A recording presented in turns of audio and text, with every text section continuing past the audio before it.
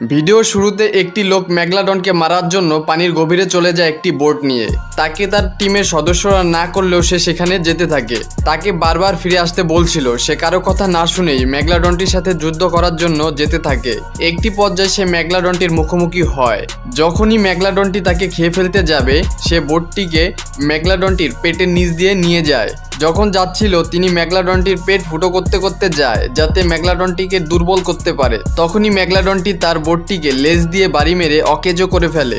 সে যখন বোটটিকে ঠিক করার চেষ্টা করছিল, মেগালোডনটি তার বোটটিকে খেয়ে ফেলার চেষ্টা করে। সে অনেক কষ্টে হাতে একটা ছুরি নিয়ে বোটটি থেকে বেরিয়ে আসে। বেরিয়ে এসেই সে মেগালোডনের চোখের মধ্যে আঘাত করতে থাকে। মেগালোডনটির চোখ থেকে অনেক রক্ত বের হচ্ছিল। তখনই লোকটি দেখতে পায় এক ঝাঁক শার্ক তার দিকে এগিয়ে আসছে। শার্কগুলো এসেই মেগালোডনটিকে খেতে শুরু করে। তারপর লোকটিকে তার একজন দলের সদস্য এসে সেখান থেকে নিয়ে যায়।